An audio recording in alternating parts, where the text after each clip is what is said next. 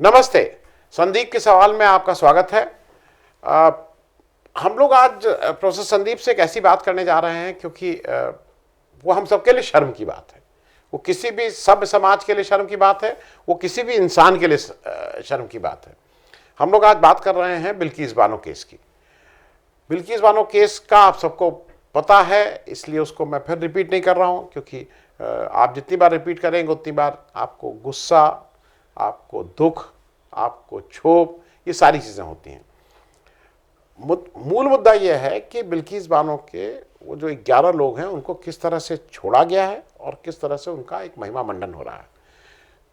उसी विषय में मैं प्रोफेसर संदीप पांडे भी एक यात्रा की बात कर रहे हैं as a mark of protest, कि एक सिविल सोसाइटी का यही रास्ता होता है भाई। गांधी जी ने यही सिखाया है कि अगर कोई हो तो उसके अगेंस्ट आपको अपनी आवाज़ उठानी चाहिए, और गांधी ने नहीं सिखाया, दिनकर ने भी कहा है कि जो तटस्थ है समय करेगा उसका भी हो, तो इसलिए तटस्थ भी ठीक रहना नहीं। तो संदीप भाई, ये जो बिल्किस बानो वाले केस में आप एक यात्रा प्रस्तावित है आपकी, वो क्यों और उसका मूल मतलब किस कारण से आप ये यात्रा पे जा रहे हैं? जी नमस्कार आनंद जी। देखिए, ये तो कहने की ज़रूरत नहीं है कि जो गुजरात सरकार ने निर्णय लिया है, जो अभी कोर्ट के सामने विचाराधीन है, कि बिल्किस बानो के 11 बलात्कारियों को छोड़ दिया गया है। और ये उस दिन हुआ, बड़े शर्म की बात है, जब हमारे प्रधानमंत्री लाल किले की प्राचीर से ये कह रहे थे कि हमें महिलाओं को देखने का नज़रिया बदलना पड़ेगा।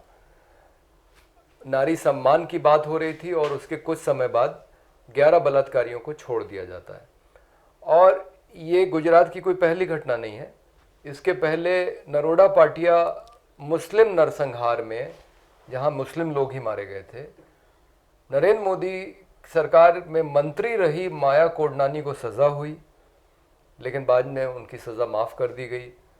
बाबू बजरंगी नाम का आदमी जिसको सज़ा हुई, उसको जेल से पैरोल मिल गई, वो आज भी जेल के बाहर है। और ये तो हम कितनी बार कह चुके हैं कि जो निर्दोष लोग हैं, जो न्याय की लड़ाई लड़ रहे थे, उसमें से एक तो छोटी है तीस्ता, लेकिन आरबी श्री कुमार जैसे सज्जन पुलिस अफसर और संजीव भट्ट अभी भी जेल के अंदर हैं।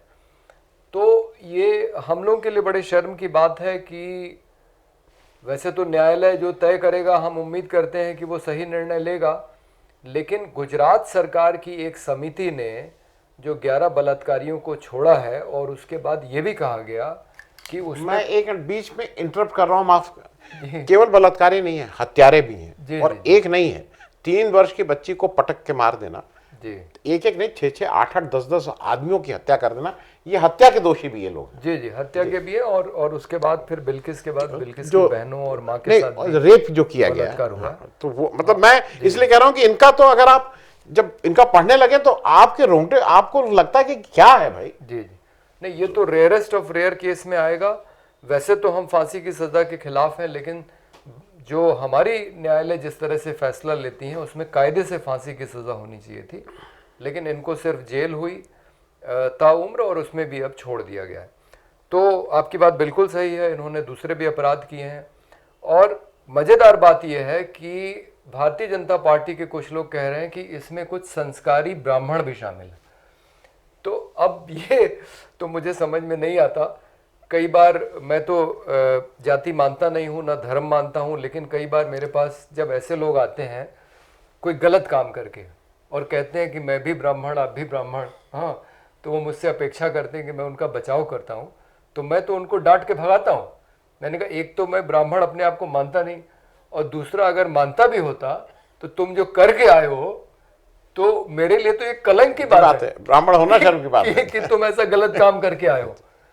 तो अगर मैं अपने आप को ब्राह्मण मान भी लूं, तो मेरे लिए तो कलंक की बात है कि कुछ ब्राह्मणों ने वहां पे बलात्कार किया और उनको संस्कारी बताया जा रहा है। मतलब सवाल ये है कि क्या ये भारतीय संस्कृति है जिसकी बात भारतीय जनता पार्टी और राष्ट्रीय स्वयंसेवक संघ करते हैं? तो ये बहुत शर्म की बात है। और मुझे तो उस महिला के बारे में सोच के मुझे समझ में नहीं आता कि वो कैसे अपने आप को महसूस कर रही होगी, जिसके बलात्कारियों को छोड़ दिया गया, जो उसे न्याय मिला था अब उसे धोखा महसूस हो रहा होगा। और इससे ज्यादा मैं उन आदमियों के घरों की महिलाओं के बारे में सोचता हूं जो बलात्कारी हैं, कि उनकी पत्नियां, उनकी बेटियां, उनकी बहनें समाज का सामना कैसे करती होंगी जब उनके ऊपर ताने कसे जाते होंगे कि आपके परिवार के आदमी ने ऐसा किया। और आज की तो मुझे ताजा ये खबर है आनंद भाई कि मेरे 2 साथी आज उस गांव में हैं और गांव का कोई आदमी बात करने को तैयार नहीं है। जैसे ही आप बिल्किस बानो का नाम लीजिए, चाहे हिंदू हो या मुसलमान, वो किवाड़ बंद कर लिए जाते हैं। डर है, शर्म है। और एक और बात पता लगी जो बता दूं कि बिल्किस बानो के साथ इतना होने के बाद भी अभी उसके परिवार ने वहां की दुकान एक हिंदू व्यापारी को किराए पे दी है। तो हम लोग इस बात को बार बार कहते हैं कि जो हिंदू मुसलमान को बांटने की राजनीति हो रही है उसका प्रभाव जमीनी स्तर पे उतना नहीं है। अभी भी हिंदू मुस्लिम साथ में मिलकर रह रहे हैं। ये असल में हिंदू मुसलमान की घटना के रूप में इसको देखा ही नहीं जाना चाहिए। ये तो एक आपराधिक घटना है और जिन्होंने अपराध किया है उनको उनके अपराध के अनुसार सजा मिलनी चाहिए। लेकिन हम यात्रा इसलिए नहीं निकालेंगे क्योंकि हम तो वो लोग हैं जो मानते हैं कि सज़ा मिलनी ही नहीं चाहिए, व्यक्ति में सुधार होना चाहिए। लेकिन अगर कोई हमारी व्यवस्था का फ़ायदा उठाए और फिर उसके नाम पे राजनीति करे तो ये बर्दाश्त नहीं है।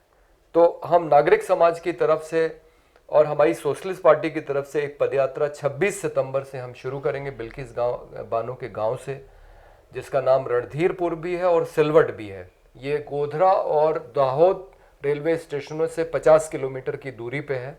दोनों स्टेशनों से करीब दूरी बराबर है। और इस गांव से यात्रा शुरू होगी। 190 किलोमीटर की यात्रा अहमदाबाद तक हम ले जाएंगे। 9 दिन लगेंगे, पैदल चलेंगे, 20 किलोमीटर के करीब रोज चलेंगे। और हम ये कहेंगे कि हम देश की तरफ से बिल्किस बानो से माफ़ी मांग रहे हैं। उसके साथ जो हुआ वो बहुत शर्मनाक है और हम नहीं चाहते कि देश की छवि ऐसी बने कि यहाँ बलात्कारियों को छोड़ा जाता है। अभी कल भी एक मित्र जिक्र कर रहे थे कि मोदी जी की वजह से देश की प्रतिष्ठा बहुत बढ़ गई है भारत में। लेकिन मैं सोच रहा था कि जितने डेमोक्रेसी या ह्यूमन राइट्स के इंडिकेटर्स हैं उसमें तो हम नीचे जा रहे हैं। तो भाई आप कौन सी प्रतिष्ठा की बात कर रहे हैं? अगर विदेशों में ये खबर जा रही है कि भारत में बलात्कारी छोड़े जा रहे हैं, मॉब लिंचिंग हो रही है और हिंदू साधु खुल के मुसलमानों के खिलाफ बयान दे रहे हैं, हाँ, प्रॉफिट के बारे में कुछ बातें की जा रही हैं, तो ये सारा इस सबका क्या संदेश जा रहा होगा विदेशों में ये मुझे नहीं मालूम। कम से कम देश की प्रतिष्ठा तो नहीं बढ़ रही है। वो कहाँ बढ़ रही है, किसकी नज़र में बढ़ रही है मालूम नहीं।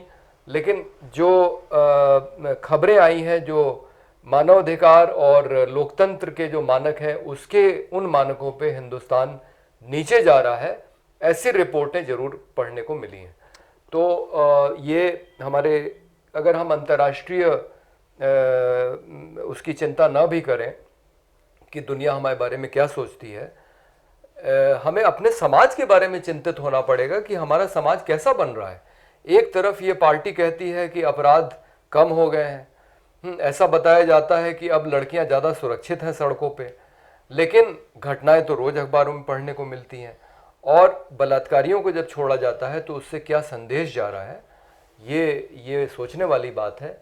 इसलिए बिल्किस बानो से माफ़ी मांगने के लिए एक पदयात्रा 26 सितंबर से 4 अक्टूबर तक निकाली जाएगी और हम कोशिश करेंगे कि ये जो बांटने वाली राजनीति हो रही है और नफ़रत की राजनीति हो रही है, ये कुछ कम हो और लोगों के बीच में मेल मिलाप बढ़े। जैसे लोग मिल के रहते आए हैं वैसे ही रहें और इस राजनीति को नकारें जो लोगों को बांट रही है, जो नफ़रत फैला रही है, जो पक्षपाती है, जो किसी का पक्ष लेती है और किसी के खिलाफ है।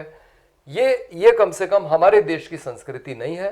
इसलिए इस पूरी राजनीति को नकारा जाना चाहिए। जी, मैं एक चीज़ और अपने दर्शकों के साथ साझा कर लूँ कि ये जो हमारे यहाँ जो नारी और इसके सम्मान की बात है, एक बड़ा प्रतीक शिवाजी को मानते हैं और ये खास करके ये मतलब हर एक लोग मानते हैं।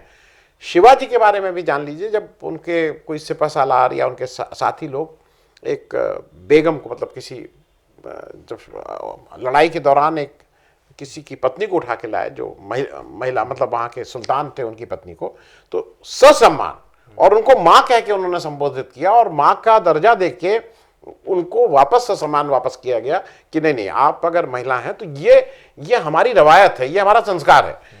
उस संस्कार को आज एक चंद लोग उसको तार तार करने में लगे हैं।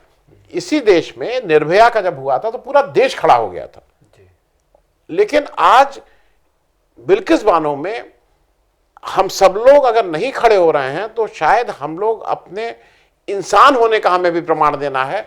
इसलिए शायद हमें बिल्किस बानो के जो बलात्कारी हत्यारे ये जो लोग हैं, इनको वापस जेल भेजने के लिए भी आवश्यक है कि हम सब लोग इस जो सिविल सोसाइटी वो भी खड़ा रहे। मुझे ऐसा लगता है, और शायद यही काम करने आप वहां जा रहे हैं। वो तो देखिए अब कोर्ट के हाथ में है, और हमें अब न्यायालय से बहुत उम्मीद नहीं रह गई है। जिस तरह के फैसले इस देश में आने लगे हैं, तो न्यायालय अपना काम करे तो अच्छी बात है। विधायिकाएं तो बिल्कुल अपना काम नहीं कर रही हैं, जिस तरह के कानून बनाए जा रहे हैं, और जो नौकरशाही है वो तो पूरी तरह से सरकार के हाथों में खेल रही है, ये भी दिखाई पड़ रहा है। तो और जो चौथा स्तंभ है उसका तो कुछ कहना ही नहीं है, मतलब वो तो पूरी तरह से बिक गया है। तो हमें अब उम्मीद है तो सिर्फ समाज से, और मेरा इतना भरोसा है कि हिंदुस्तान के समाज में जो साझी संस्कृति है वो अभी भी काफ़ी मजबूत है। यहाँ का जो ताना बाना है एक दूसरे के साथ मिलजुल के रहने का, वो हमने कोरोना के समय में भी देखा कि नीचे के स्तर पे जहाँ हम काम कर रहे थे, जहाँ रसोइयाँ चल रही थी, वहाँ हिंदू मुस्लिम का भेदभाव बिल्कुल नहीं था। जाति का भेदभाव जरूर था, क्योंकि वो मुझे लगता है इस देश के लोगों के दिमाग में बड़ा गहरे से बैठा हुआ है, लेकिन उसमें भी नफरत वाला एलिमेंट नहीं होता है। मतलब मैं आपके साथ खाऊंगा नहीं अपनी जाति के कारण, लेकिन ये नहीं है कि नफरत करूंगा। हाँ, जाति के आधार पर अत्याचार होते रहे हैं इस देश में, और वो भेदभाव है, वो नफरत का ही दूसरा रूप है, वो खत्म होना चाहिए। लेकिन कुछ लोग उसको अपना संस्कार मान लेते हैं। तो लेकिन जिस तरह से धर्म के नाम पे जो नफरत फैलाई गई है, जिसमें बहुत हिंसा की घटनाएं होने लगी हैं, जब से नरेंद्र मोदी जी के नाम की घोषणा हुई है प्रधानमंत्री की, क्योंकि दाभोलकर जी की हत्या उनके प्रधानमंत्री बनने के पहले हो चुकी थी, लेकिन दाभोलकर की हत्या से जो सिलसिला शुरू हुआ है, जिसमें बहुत सारे मुस्लिम, ज़्यादातर कुछ दलित भी, कुछ महिलाएं भी हिंसा का शिकार हुए हैं, आदिवासी भी। मध्य प्रदेश में जिस तरह से एक आदिवासी को घसीट के मारा गया वाहन के साथ, तो जो देश का वंचित वर्ग है उसके खिलाफ जो हिंसा की घटनाएं हुई हैं वो बढ़ी हैं, और ये कुल मिला के देश के लिए ठीक नहीं है। क्योंकि बड़ी मज़ेदार बात है कि भारतीय जनता पार्टी और राष्ट्रीय स्वयंसेवक संघ इस देश को मजबूत करने की बात करते हैं, लेकिन उनके सारे क्रियाकलाप, उनके सारे कृत्य देश को बांटने वाले हो रहे हैं। नतीजा ये हो गया है कि देश की राजनीति का पूरी तरह से ध्रुवीकरण हो गया है। एक तरफ भारतीय जनता पार्टी अकेले है, शायद एक दो और उसके गठबंधन के दल होंगे, नहीं तो उसके साथ रहे दल, जनता दल यूनाइटेड, शिवसेना, शिरोमणि अकाली दल, ये सब छोड़ के अब दूसरे खेमे में आ गए हैं, जो ये मान रहे हैं कि भारतीय जनता पार्टी इस देश के लिए सही नहीं है। जी, बहुत बहुत धन्यवाद संदीप भाई ज्वाइन करने के लिए, और आशा है कि आपकी यात्रा सफल रहेगी। बहुत बहुत धन्यवाद। धन्यवाद।